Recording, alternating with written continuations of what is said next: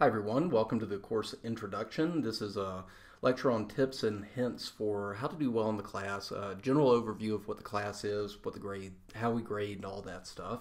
Also an introduction to me, so hello, I'm Dr. Andrew Gardner, and as you can probably tell by the accent, I grew up in the South, in Georgia specifically, and I did my PhD at University of Mississippi, Ole Miss as we call it. And because I grew up in the South, I'm a huge SEC football fan. If you're not familiar with what SEC stands for, it means superior to every conference. Maybe not this year, but generally speaking. As you can see from the picture, I love fishing. It's my second favorite thing to do besides teaching. And if I wasn't teaching, I'd probably be out fishing professionally, assuming I'm good enough for that, and that's not a safe assumption. I'm also, as you can probably tell if you watch the cheesy melodramatic video that was optional, then you can probably tell that I'm a gigantic Game of Thrones nerd. I have read all 5 books twice, and I'm eagerly awaiting The Winds of Winter, the 6th book in the series, to come out. I also, obviously, watch the HBO television show. A little bit about what I do, my teaching and research interests. Mainly, I'm trained in American political behavior. Political behavior refers to public opinion, voting, elections, all the fun, sexy stuff that everybody in the media likes to talk about. But I also have a specialization in comparative politics, and right now, my main focus in terms of research is on Indonesia and vote buying. Vote buying occurs when candidates and politicians pay people to vote for them, as in they give them envelopes full of cash. It's extremely illegal, but it's very common in Indonesia, and so a lot of our research focuses on that. It's also one of the most fascinating things I've ever seen. Obviously, I have an interest and a specialization in democratization and regime change, hence why I'm teaching this class. And finally, I also teach in research methods, qualitative and quantitative. So I'm a stats geek, but I also do qualitative research as well. And again, you can see from the picture, I love fishing. That's up at Lake Owen. I caught a decent-sized rainbow last year, and the picture before that was a rainbow that I caught out at North Crow Reservoir, of all places. I didn't think they had fish that big there, but apparently they do. So that's a little bit about me and my background. Not that you care, I just like talking about myself, so I talked about myself for a few minutes, and now we can turn to the stuff that you're really interested in, which is the class. Again, the rest of this is going to be general overview of the class and some hints and tips at doing well. You may be able to read the syllabus and think that's enough, but I do encourage you to sit through the lecture. I promise it will not be terribly long, and there is some important information in here that you're going to need to know. First of all, and I have to get this out of the way, I'm required by university policy to tell you this up front, both in the syllabus and in the course. I do not like having to start the semester from a position of distrust. I actually start from a position of trust. But again, I have to say this, any instance of academic dishonesty in the class will result in an F in the course. And that's not simply plagiarizing, that's any form of cheating at all. Just don't do it. It's not necessary. I have rather loose deadline policies. They're going to be a little looser, a little less loose this semester because of the short online, it's a 6-week course, so I just don't have as much time to give as I have in the past. But nonetheless, as we'll talk about later, if you run into a project, if you need a couple of more days on the project, take a couple of more days. I'm not going to, impose severe penalties if you turn it in 10 minutes late, or if you turn it in the next day, or even the day after. So you don't have to cheat in this course, and it's unnecessary, and it makes it a pain for all of us. So please don't do it. Okay, got that out of the way. I don't anticipate having any problems with that, but that was my obligation. So let's talk about the grades in the course. There are 5 projects. It's actually one extended project divided into 5 different parts. Basically, it's a straightforward idea. You pick a country and you apply the material to that country. Now, I'm going to have some thoughts and some ideas about which countries are more appropriate and which countries you probably shouldn't choose at all for this project. Not because they're uninteresting, but it's just some of the information that you're going to need to complete the project is not available for every country. So we're going to talk about that, but at its core, all of these projects entail picking a country and across all 5 projects applying the material to that country to see, does this theory explain whether the country is democratic or not. Combined, these projects are 70% of your grade. It's a big, big part of the grade. And they're going to be, with the exception of 1 week, they're going to be due every week on Sunday or Monday if you'd prefer. But this is a big part of the grade, so take this very seriously. I'm also going to provide very detailed guidelines, and I'm going to even have videos walking you through how to do these projects, which websites to go to, where to get the information, how to use the information. So I'm going to make it as streamlined and as straightforward as I can. It's still going to require work on your part. This is not, it may be an online class, but this is not a class where you just sit through the lecture and you take a few notes and then you take a test and then you're done. This class requires some buy-in, it requires some effort, and is going to require a little bit of work on your part. None of this is terribly difficult or complicated stuff. You just have to put in the effort. And I'll go ahead and tell you, most of the classes I teach, and you can ask anybody who's taken a class, one of my previous classes, most of the classes I teach, students either do very well as in an A or a B, or they do very poorly as in a D or an F. And there's not a lot of middle ground. The reason there's not a lot of middle ground is simply because I try to make this stuff as straightforward so that if you do the work, you'll get a good grade. If you don't do the work, you're going to get a bad grade. And that's sort of my philosophy. I have a teaching philosophy that I call minimalism. I won't go into the background of what inspired it. It's a long story, and you can come talk to me about it if you're interested, but basically the idea behind it is that I try to focus everything in the class around applying the material to the real world. That is the goal, that you understand the theories and the evidence regarding why countries transition to democracy or why they remain democratic or not, and that you can then apply that material to an actual country and to real world politics around the globe. And so everything we do in the class is focused on that. I've tried to take away all of the superfluous stuff, all of the things that just aren't necessary. So we're not having quizzes, we're not going to have exams, we're not going to have any of that stuff, but we're going to have these projects where you apply the material to a particular country. Now, there are also online discussions. The online discussions are intended to help you complete the project. Again, everything is oriented around that project. What do I mean by that? The online discussions are going to be about the material itself. We're going to have some readings. I'm going to provide some new background and new information or new course material in some of these videos. And then the online discussions are an opportunity to clarify points that that you may be confused about, to try to better understand the material, and also to get you started applying this material to the country. So for instance, the first week's discussion, a fantastic contribution that you can make would be to talk about how, whether or not your country is democratic based on the different definitions of democracy that we're going to talk about. So again, the projects are the ultimate goal of the course. The online discussions are intended to help you complete that.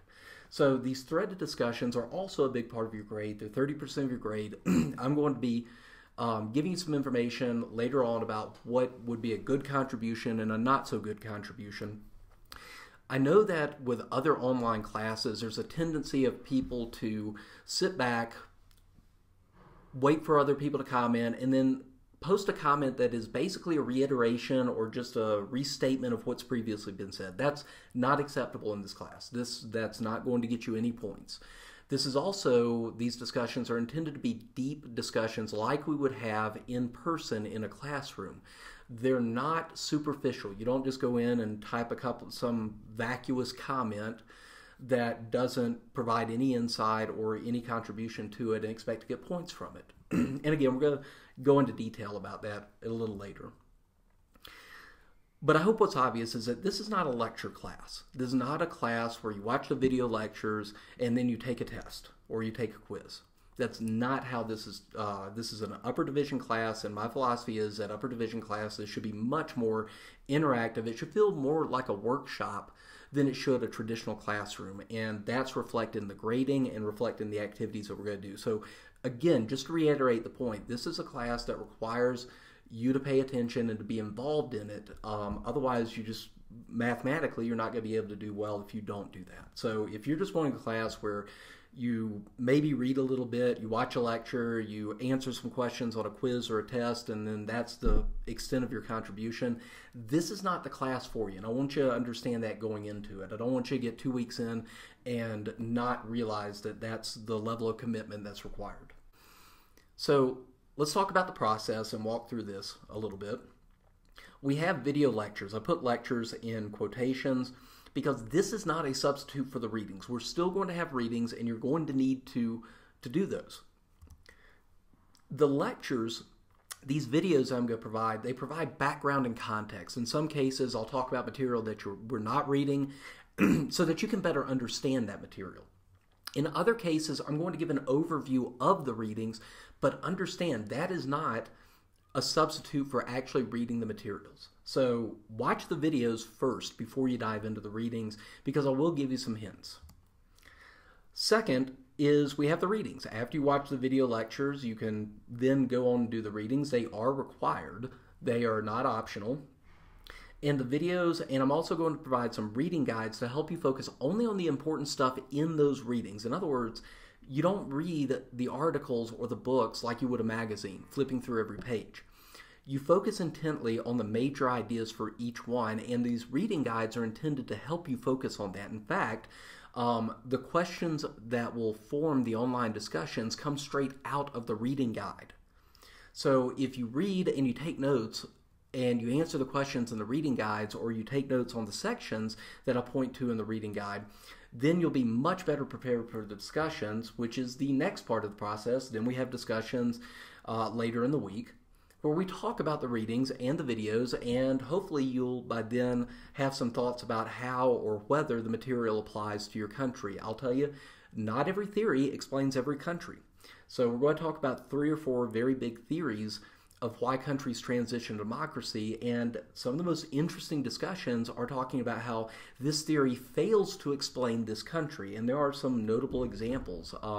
For example, modernization theory does not explain Singapore, which is a very wealthy country, and yet it's also authoritarian. And so I hope that the discussions, by the time we get to them, you'll have the background and the readings that will inform those discussions, and then you can bring in your own ideas about your own country case study into those discussions, and we can share information and understand how the material applies more broadly. Again, a very easy topic to talk about is how or if the theories and the readings apply to your country. I've already said that a couple of times, so we'll move on. And then finally, the project. And the project, again, is to demonstrate your knowledge of the material and to apply that material to a specific country. If you get lost in the weeds of these projects, if you start going to the websites looking for the information and you're not really sure how to put it all together, go back to this basic idea, which is the project is intended for you to demonstrate knowledge of the material and then apply that knowledge to a specific country. That's it. That is the goal of those projects. Finally, the material itself is very cumulative in nature. What I mean by that is that you cannot fluff off the first few weeks and then start paying attention halfway through the semester. It's too late. You will have missed so much of the important material by week 3 or certainly week 4 that you're going to be lost, and you're not going to be able to catch up because we'll have already had 2 projects turned in that'll combined be a large percent of your grade. So the quickest way to a bad grade is for you just to fluff off a week or 2 and then try to catch up. It's a very short semester. It's not something you have a very short amount of time to try to get caught up on material you miss. So again, you're going to have that buy-in and that commitment early on to the material.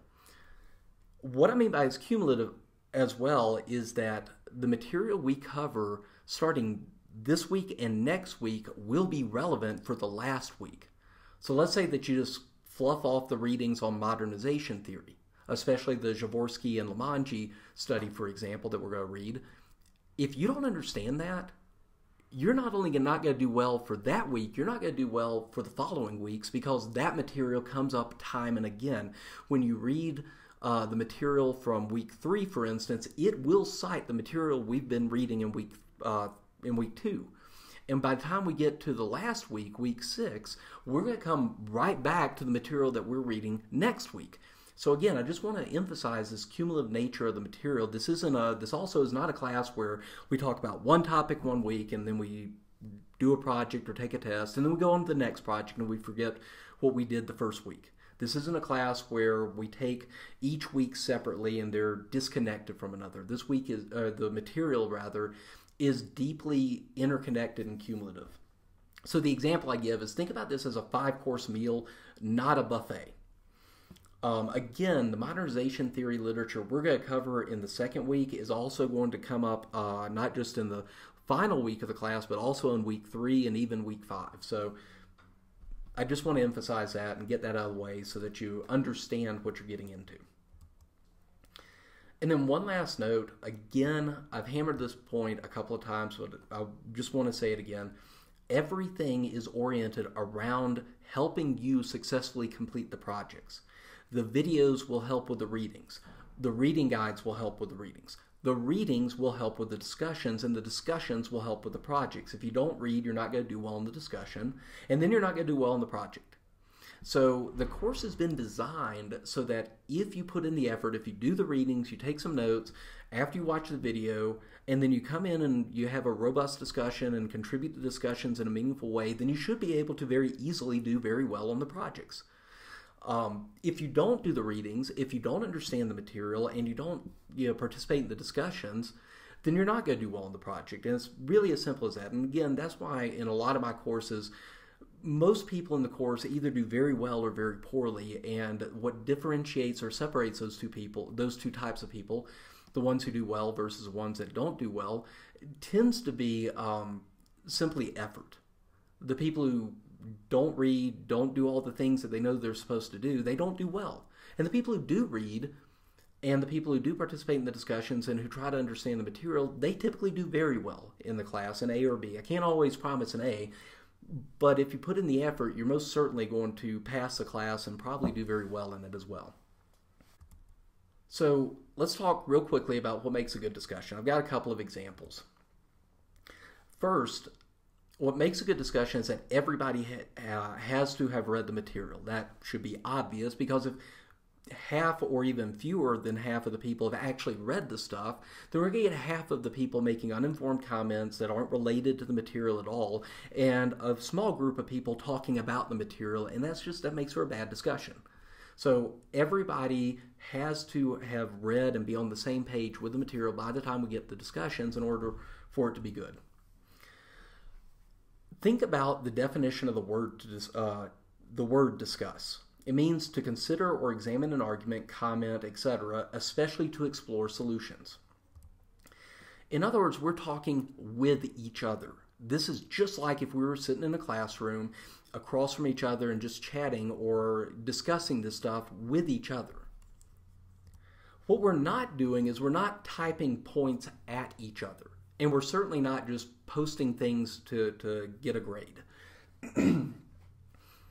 A discussion, in other words, is interactive.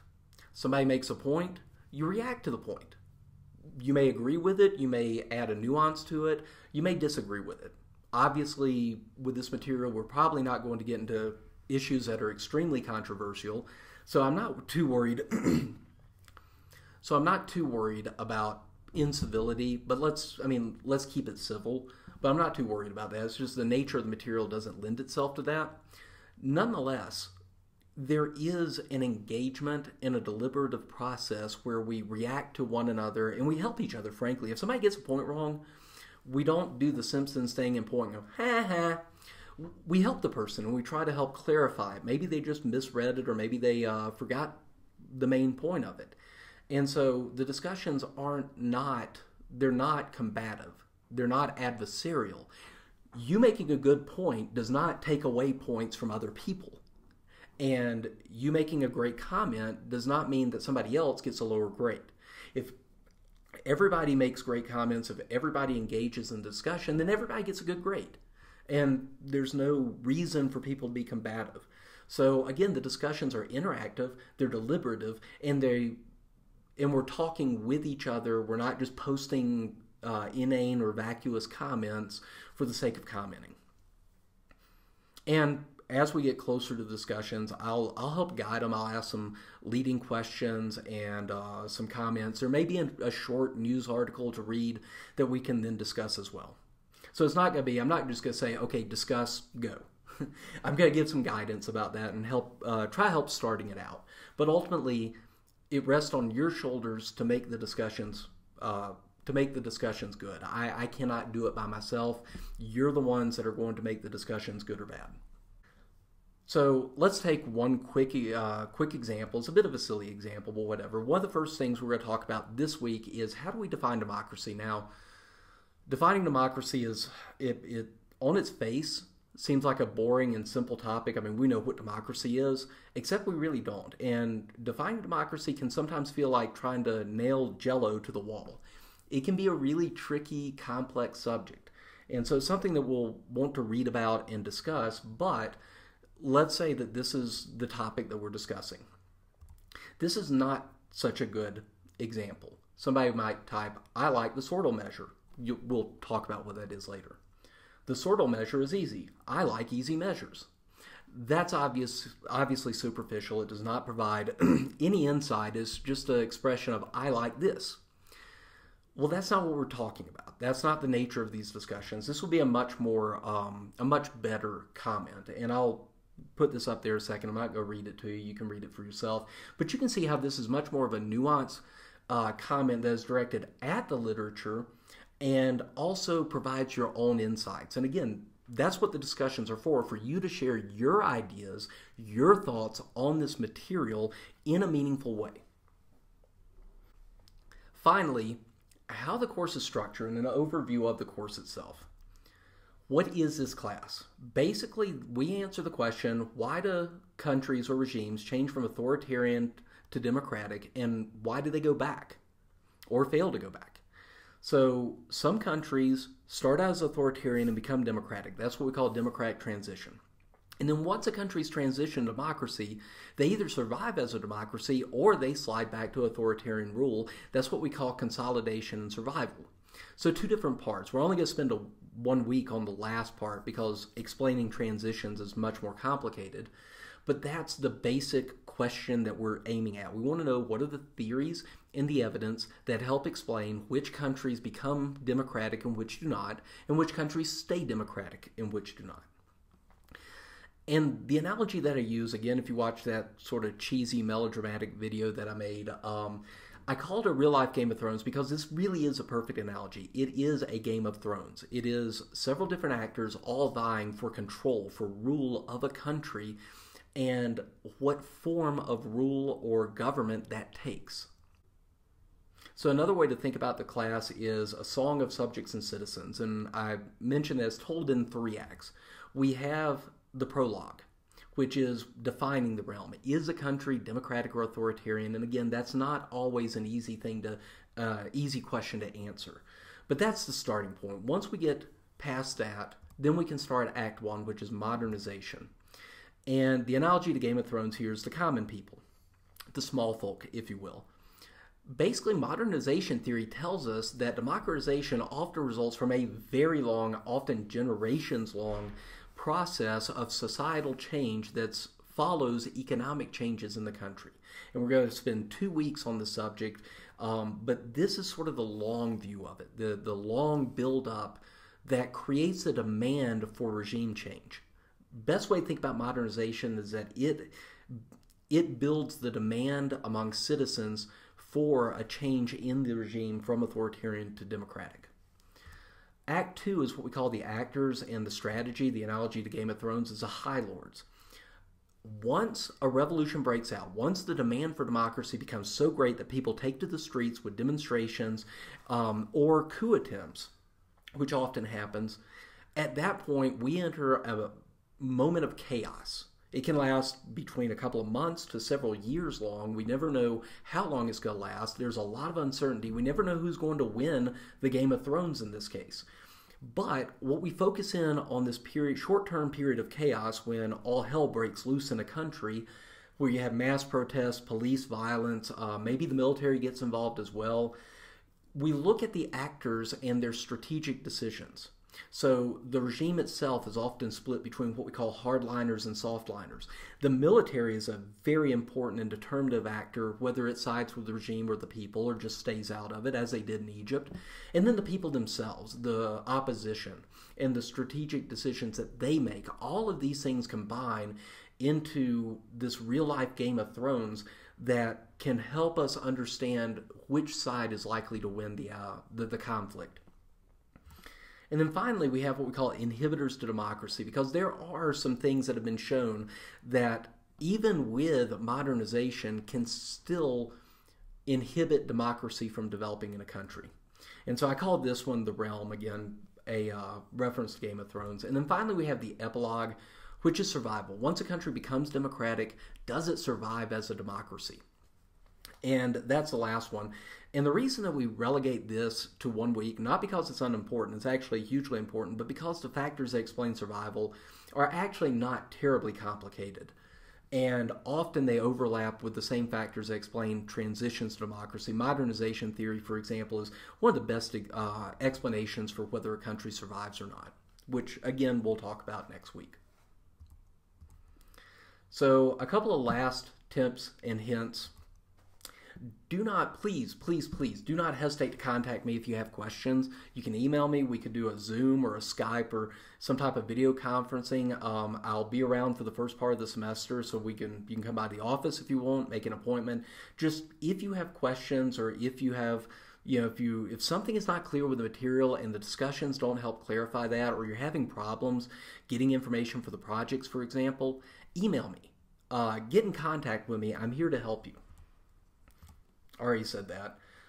Second thing, because of this consolidated 6-week, very short semester, do not procrastinate on the projects or the readings. This is not something that you'll be able to sit down and type out in an hour. So do not wait until Saturday night or Sunday morning to begin this project. In fact, it's actually a lot better it's a lot better if you follow along with the videos and the readings and you start doing the project immediately. I'm going to have videos showing you how to do most of the projects as well, because a lot of them involve going to websites, getting information about your specific country. And I'm going to show you how to do that. And so if you start that process immediately on Monday with the videos, then by the time the weekend rolls around, you'll virtually be done. You just need to write it up. So again, there's a very strong incentive not to procrastinate. I am lenient about deadlines. But again, for this class, I can only give you a couple extra days before I have to start really deducting points. And take the material seriously, but still have fun with it. This is actually an interesting, fascinating topic. It's one of the few topics that we cover that what I call a macro topic. We take a 3,000-foot view of this process of democratization, regime change, in ways that are not going to be obvious until about week 3 or 4. Being serious about material doesn't mean that we're all frowny face and I'm very serious about it. That's not what we're doing. We're going to have fun. We're going to tell jokes. Hopefully the discussions will be lively and fun as well. You are free to joke around. I encourage it, but do take material seriously, by which I mean taking it seriously. Do the readings, take notes, and come prepared to the discussions and participate in it in a meaningful way. And again, I promise you, this is fascinating stuff. The answers to these questions, some of them are really counterintuitive. I'll give you one perfect example. When we get to the actors and the strategy approach, we're going to study what we call pacted transitions, or PACTs, P-A-C-T. My southern accent kind of got in the way of that.